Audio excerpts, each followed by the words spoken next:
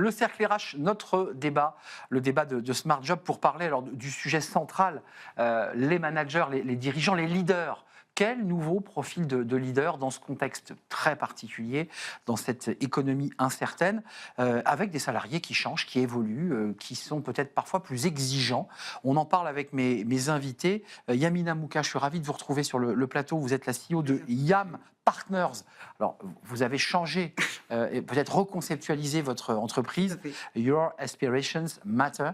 C'est quoi ça dit tout, les attentes de chacun. Et qui va coller d'ailleurs au débat du moment. À vos côtés, Fabrice Coudray. Bonjour Fabrice. Bonjour. Très heureux de vous accueillir. Vous avez sous le bras cette étude Robert Half, justement avec beaucoup de chiffres, avec le portrait robot, la manière dont on imagine et dont d'ailleurs va ressembler le manager et le dirigeant leader en 2035. D'après-demain. D'après-demain, c'est-à-dire effectivement, directeur exécutif search justement chez Robert Half et Caroline de Senneville, vous êtes journaliste décideur RH, avec un numéro décideur RH justement sur le bon équilibre face à l'incertitude, c'est-à-dire dans un climat où l'incertitude est forte et ça demande quelques qualités. C'est comme un navigateur en fait, Caroline. Quelques mots quand même sur justement ce contexte et sur la thématique de ce débat. C'est ce que vous avez évoqué, Arnaud. Le contexte actuel est compliqué, crise politique, géopolitique, climatique, arrivée des IA génératives. Tout ça, ça pousse les entreprises à s'adapter sur tous les plans. Le leadership, les leaders exécutifs vont devoir eux aussi se transformer. Et pour que les dirigeants puissent transformer leurs organisations, ils vont devoir réinventer leur modèle d'affaires et sortir des plans de transformation traditionnels qui sont conçus par silos et qui ne devraient plus fonctionner s'ils veulent que leur modèle perdure. Ils doivent aussi, les leaders, repenser leurs instances dirigeantes. C'est l'objet de votre étude sur le visage des comités de direction d'ici 2035, avec certaines fonctions qui devraient prendre de l'importance, comme ceux de directeur de l'innovation ou de la transformation. Voilà, des fonctions qui permettent d'avoir un regard vraiment holistique sur l'entreprise. Ça, c'est le cadre, c'est même des titres de fonction. Chez vous, dans votre étude, vous allez plus loin, Fabrice, parce que vous brossez le portrait, je dirais, émotionnel, humain de ce leader. Qu'est-ce qu'il doit avoir comme qualité dans le contexte qu'on vient d'évoquer avec Caroline ?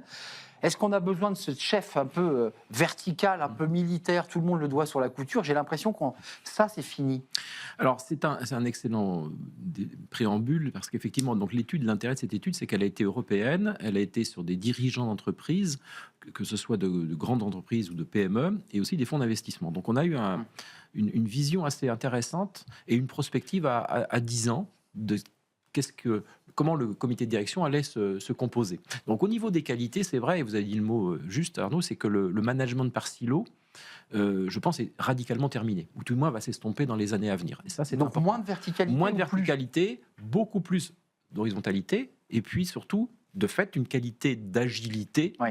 Et il faut être très caméléon. En fait. Lié au contexte économique. Alors, il y a le contexte économique, il y a la situation propre des entreprises, et puis il y a leur vision des années à venir. Comment je transforme mon entreprise ou comment j'amène mon entreprise à de la croissance, à de la profitabilité dans les 5-10 prochaines années. Et on s'aperçoit aujourd'hui que dans les COMEX, on n'a pas toujours le bon casting. Donc, d'où l'importance de faire le bon casting ou de peut-être transformer et de faire les bons choix, parce que parfois les COMEX bougent, et donc il faut se réinspirer. Yamina, quand même, comment vous regardez cette question et le sujet qui est posé sur ces nouveaux profils ? Est-ce que c'est l'œuf et la poule ? Est-ce que c'est parce que les collaborateurs, les salariés ont des rapports à leur travail qui ont évolué que le leader doit s'adapter, ou est-ce que c'est le leader qui insuffle, qui imprime C'est dans quel sens ? Alors, moi, je me pose la question déjà de savoir si le fait qu'on ait des matrices, y ait du sens à ça. Pour une raison très simple, c'est que ces matrices, si on reprend les 30 dernières années, grosso modo, à peu près entre 300 et 500, une vingtaine qui, effectivement, sont assez structurantes et qui sont utilisées comme des modèles. Et on se rend compte que, finalement, dans l'état actuel et quelles que soient les époques, ça ne fonctionne pas. Qu'est-ce qui ne fonctionne pas ? Je ne comprends pas. Ça ne fonctionne pas. C'est-à-dire qu'on réinvente à chaque fois le modèle de leader avec, effectivement, des critères basés sur des matrices, etc. Et on se rend compte que c'est toujours compliqué, c'est-à-dire que les entreprises, elles ont du mal à se transformer, il y a effectivement une crise de leadership, enfin, la situation, elle est compliquée. Donc, la question... Ça vient des salariés qui aiguillonnent, ou c'est parce que les leaders sont mal formés et pas à la hauteur ? Alors, moi, j'ai un prisme qui est peut-être un peu différent, c'est que... pour moi, effectivement, il y a plein de postes qui vont se créer. Je suis tout à fait d'accord avec Fabrice. Après, de mon point de vue, il y a 4 éléments qui me paraissent extrêmement importants chez un leader. La première, c'est avoir une vision. Parce que, objectivement, sans vision, c'est compliqué. Voilà, donc ça, c'est très important. Avoir de l'audace et du courage. Parce que du courage, c'est... Voilà, on est tous à se dire on est courageux, mais c'est pas vraiment toujours la réalité. L'art de la négociation. Et enfin, une très bonne compréhension du monde qui nous entoure. Et je pense qu'effectivement, le monde est tellement brutal que si on n'a pas ces éléments, c'est très compliqué de fonctionner. Donc Yamina, vous n'avez pas répondu à ma question, mais vous allez la méditer pour pouvoir y répondre ensuite. Je vous pose la question. Je vous ai répondu. Est-ce que l'étude que vous portez à travers donc, ces fonds, parce qu'il y a 100 investisseurs et 400 dirigeants européens, est-ce que globalement on peut considérer qu'aujourd'hui le télétravail, la dérégulation du travail dans son organisation oblige le manager à se transformer, ou est-ce que c'est une transformation qui est uniquement liée à des enjeux business et donc économiques? Alors attention, Quelqu'un va-t-il répondre à ma question? Mais le monde a changé, en fait. Ah, d'accord. En fait, la question, elle est plus de se dire, Ouais. pardon, c'est que... J'ai énervé Yamina. Non, Ah, ça y est. non, pas du tout. Mais la situation est grave. Le monde a changé. Les entreprises souffrent. On se retrouve face à des Américains, des Chinois. Donc c'est exogène, et donc c'est des enjeux exogènes. l'IA. D'accord. Mais quand vous parlez du télétravail, je pense que le rapport à l'emploi a changé après 2020, mais soyons lucides que ça, je pense que dans les 5 prochaines années, le télétravail va se réduire de manière considérable. On y est. Hein, On va ça- recréer du ça lien, reflue. on va recréer du lien social, et si on doit aller vers des transformations, fédérer des équipes autour d'un projet, suivre un leader charismatique, ça se fera avec des rencontres physiques. Je veux dire, on va être sur un paradigme complètement différent parce que ça va être une nécessité. On peut avoir le monde qu'on veut, il va falloir que les hommes se comportent différemment dans l'entreprise. Caroline, Et se voient. Vous avez vu dans les 3 styles quand même, évoqués par Robert Laff, c'est assez intéressant. Il y a l'inspiration et le changement. C'est-à-dire, là, on est sur l'humain, mais il y a quand même le fondement des données. Il faut qu'ils maîtrisent des données et des outils, l'IA. C'est assez intéressant de voir quand même l'enjeu du mélange de l'humain, de l'émotionnel, des soft skills avec la technique. Yamina Talia parlait de vision. Oui. C'est hyper important. C'est-à-dire quelqu'un qui a une vision, un dirigeant qui a une vision. Mais dans C'est sa soit un capacité, reproche qu'on fait aux dirigeants. dans sa capacité de Oui. décision, il devra associer sa vision stratégique avec des données excessivement précises. Et donc les justifier en quelque sorte, Absolument. les Oui, étayer. et se rassurer et embarquer. L'agilité, vous vouliez intervenir, Non, mais Caroline? peut-être juste sur Je sentais que vous vouliez intervenir. une étude qui a été menée par Opinionway pour le 28e Global CEO Survey de PwC fin 2024, qui a été publié en début d'année, Oui. mais qui est assez... Enfin, le chiffre m'a étonné, c'est que le moral des chefs d'entreprise est en berne. Ça, malheureusement, il y a peu de doute. Mais les dirigeants restent optimistes. 90% d'entre eux se disaient optimistes en fin d'année dernière, où la situation était déjà compliquée. Voilà, ils ont traversé les crises, Covid, les guerres aux portes de l'Europe, l'arrivée de l'IA. Ils gardent un optimisme nécessaire pour donner ce cap aux équipes. C'est un peu contradictoire parce que moral en berne et optimisme. Non, parce que je me rappelle de cette étude avec précision. Il y avait quand même cette idée que, et c'était précisément dit par le patron de PwC, si les chefs d'entreprise ne montrent pas un optimisme C'est en ça. se levant le matin, Bien sûr. C'est les- qui porte l'optimisme? C'était Exactement. comme ça Donc, qu'était portée l'étude. Ils gardent cette envie Voilà. d'embarquer Même les si équipes. le monde est triste et Oui. que Oui. parfois, ils ont aussi le moral en C'est berne. la force du dirigeant. Mais c'est C'est-à-dire, oui, c'est mais dans- c'est ça aussi Ouais. être un leader, C'est non, c'est le Yamina? bon équilibre entre, effectivement, je vous rejoins sur l'optimisme, et je pense qu'on est autour de cette table parce que nous sommes tous des optimistes et qu'on y croit et qu'on se bat au quotidien. Après, c'est aussi de se dire l'optimisme doit suivre le réalisme. Bien sûr. Et c'est le réalisme qui fait qu'effectivement, on entre en capacité d'action. Et je pense que ça, c'est une donnée extrêmement importante. Juste, je me tourne vers vous parce que vous aviez quand même une petite idée derrière la tête. Vous faites cette étude, vous vous appuyez, étude européenne, vous appuyez sur des dirigeants de différents secteurs. Robert Half se dit, avec ça, je vais avoir un tableau de bord aussi peut-être pour commencer à aiguiller, accompagner au plus près nos clients, parce qu'il y a quand même cette idée-là. Le client, le board se dit, c'est quoi le bon profil, quoi? Qui je dois prendre? Oui. Je prends qu'un technicien, je prends quelqu'un qui est plutôt venu des sciences molles, de la psychologie. Non, mais c'est vrai. Non, mais vous le montrez dans l'étude d'ailleurs qu'il faut distinguer dès maintenant les N-1, N-2 des COMEX et que une majorité d'entreprises a, il me semble, d'après l'étude, du mal à identifier Ouais, les bons c'est- profils. C'est le sujet du plan de succession. C'est-à-dire qu'aujourd'hui, déjà, d'avoir une vision à la tête de l'entreprise et une posture du leader de demain, c'est déjà pas très simple. Mais en revanche, si effectivement on ne regarde pas les 2 strates inférieures au COMEX, Oui. ça devient encore plus compliqué. Donc l'exercice est délicat, mais effectivement, on doit impliquer autour d'un projet commun, fédérer ces équipes, les faire partager. Et c'est là qu'on peut se rendre compte qu'effectivement, on n'a pas les bonnes personnes, que ce soit au COMEX, N-1 ou N-2 sous COMEX. Et pas la bonne personne, c'est une personne fermée, c'est une personne, pour être un peu cash, qui ferme la porte de son bureau, c'est une personne qui ne communique pas, Entre autres. c'est une personne qui n'est ouverte pas sur les sujets du monde. Enfin, je sais pas. Entre autres, ouais. Ouais. Pour rebondir sur ce On est que tu d'accord, viens de c'est un dire, peu fermé, quoi. Pour rebondir sur ce que tu viens de dire. En fait, ce qui est intéressant aussi, quand vous êtes face à votre client, c'est plutôt que de focuser sur alors il me faut un patron qui fasse ceci, un titre, etc. C'est plus de l'amener à se poser des questions sur son entreprise, son ambition, sa vision, etc. Et finalement, moi j'ai eu le cas cette semaine avec une cliente où à un moment donné ça partait dans tous les sens. Je lui ai dit mais enfin concrètement tu veux faire quoi de ta boîte? Et du coup, par rapport à ça... Ça, c'est la question de fond. Non, mais c'est la question de fond. Et c'est vrai. Et à partir de Tu là, veux en l'emmener fait, où, ta boîte? tu veux l'emmener où? C'est quoi tes objectifs, etc. Tu me dis qu'ensuite, tu me dis qu'à 3 ans, il faut avoir doublé ton chiffre d'affaires. D'accord. Donc, ça veut dire qu'il y a des choses qu'on peut faire, il y a des choses... Enfin, c'est presque la vie de tous les dirigeants, ça, quand même. Hein. Tout Oui, le monde mais a du plutôt coup, envie de c'est doubler son presque... chiffre d'affaires, quoi. Eh ben, je suis ravie que tu dises ça, parce que quand tu dis c'est presque la vie de tous les dirigeants, ça veut dire que le début est bon, et ensuite, il faut se poser les bonnes questions Exact. pour se dire... parce que finalement, cet atterrissage d'un profil... Moi, j'ai eu le cas où j'ai été missionnée sur un projet, on en parlait avec Fabrice, et puis ça a totalement changé le projet, parce que la personne, elle s'est retrouvée au COMEX, ce qui n'était pas prévu dès le départ. Mais pas parce que je voulais qu'elle soit au COMEX, mais parce qu'en fait... Dans le travail que l'on fait avec nos clients, on les amène à se poser les bonnes questions. Mais juste, Fabrice, pour aller un peu plus loin, il faut qu'ils se forment, ces leaders, parce que là, on voit bien que c'est une prospective. Hein. Il faut qu'ils se transforment sur la tech, il faut qu'ils prennent les enjeux de décision, il faut qu'ils soient agiles, il faut qu'ils soient ouverts au monde, il faut qu'ils soient dans une intelligence émotionnelle. Enfin, Faut qu'ils bref, maîtrisent les enjeux RSE. les enjeux RSE, c'est le mouton à 6 pattes. Comment Plus, on fait? mais, Parce oui. que Du tout. Pas du tout. Non, mais d'accord.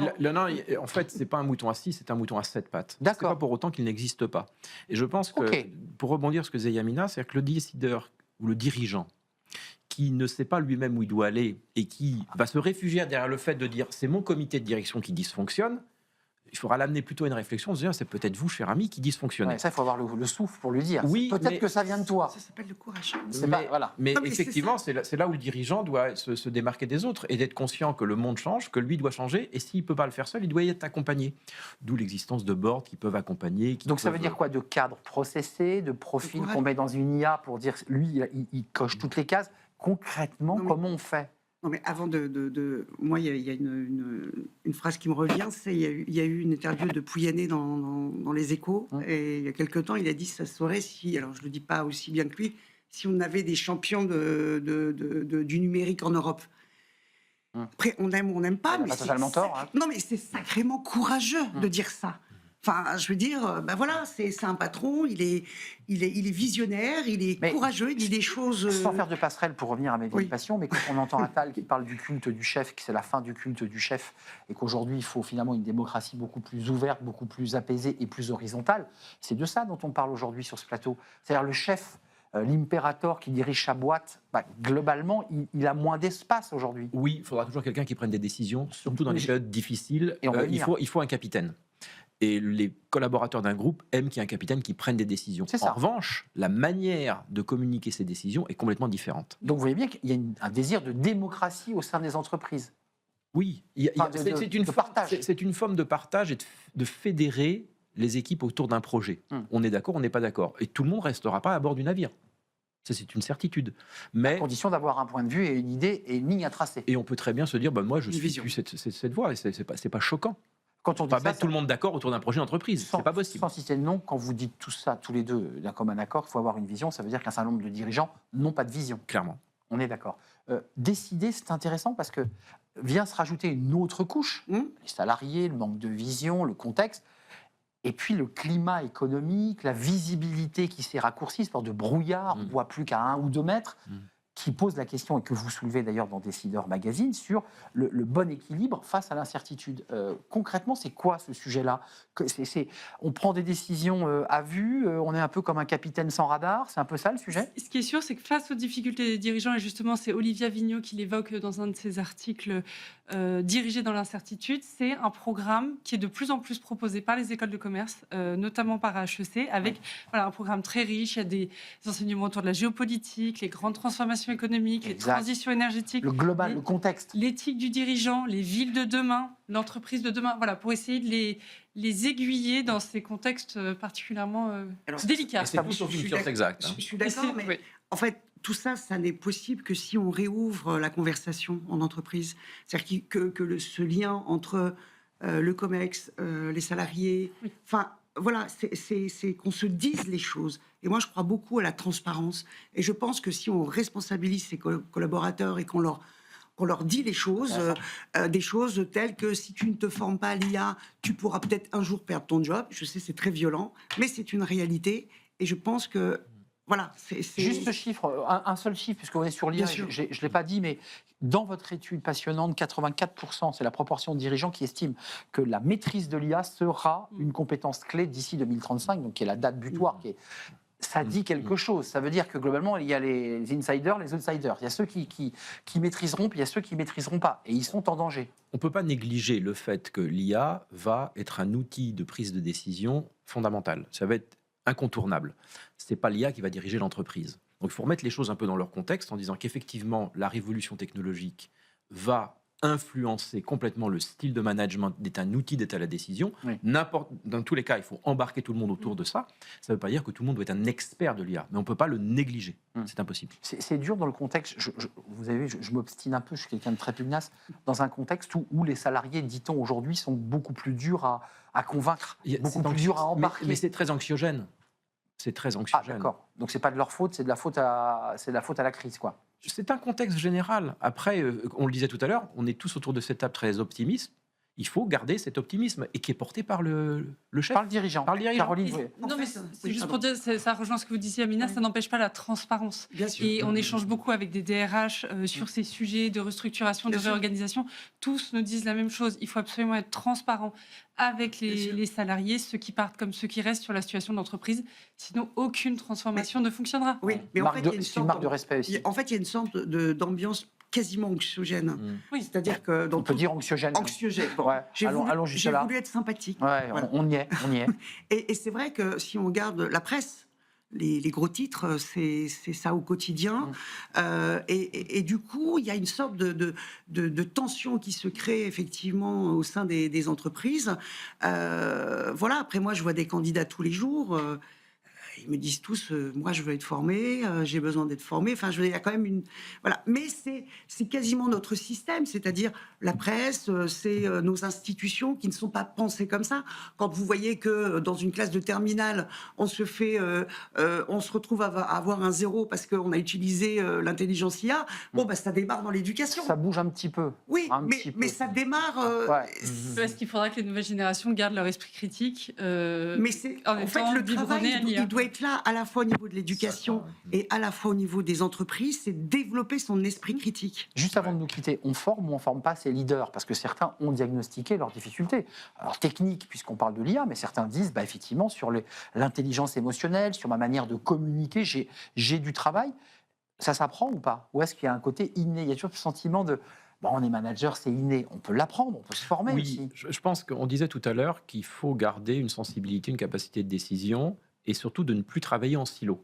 Donc si on se réfugie trop derrière la technique, on reforme des silos. On s'isole et on se cache. Voilà. Donc se former, oui. L'échéance, 10 ans, ok. Je pense qu'on a du temps. Et en même temps, on n'en a pas assez. Donc effectivement, il va falloir appréhender ces outils, se former ou les appréhender, et les intégrer. Et pas à marche forcée, mais à marche continue. Là, vous parlez des outils. Moi, je parlais des soft skills aussi, c'est-à-dire la qualité humaine de pouvoir embarquer, de pouvoir convaincre. Ça s'apprend ou pas? Oui, absolument. On peut l'apprendre. Il y a beaucoup de programmes de formation autour des soft skills. En fait, oui, je suis d'accord, mais les fondamentaux, c'est... je pense que la base, c'est de les amener à se poser les bonnes questions.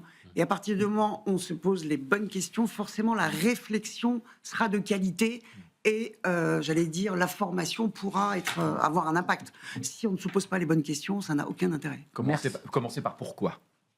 Excellente question qui nous prendrait beaucoup de temps. C'est la question fondamentale. Qui suis-je, où vais-je qui est un peu le grand sujet du Mais moment. c'est important. Mais c'est important. essentiel. Merci à vous, cher Merci. Fabrice Coudray, Robert Half, l'étude à découvrir sur votre site qui dresse le portrait robot, enfin, en tout cas le chemin que doit parcourir l'individu en 2035 avec quelques éléments essentiels. Décideur Magazine, il ne faut pas l'oublier. Avec ce numéro, voilà, on le voit, Oui. sur le bon équilibre dans l'incertitude, et c'est un vrai sujet d'inquiétude pour les chefs d'entreprise. Et Yamina Mouka, avec sa nouvelle entreprise, mais qui est tournée toujours autour de l'humain Surtout. et de l'accompagnement. Surtout autour de l'humain. C'est un vrai plaisir de partager ce moment avec vous. Merci à vous, Caroline de Selville. Merci à vous, Fabrice. Merci, Yamina. Merci à vous pour vos réactions, vos messages, vos encouragements et l'intérêt que vous portez à Smart Job. Je vous dis à très bientôt. Bye bye.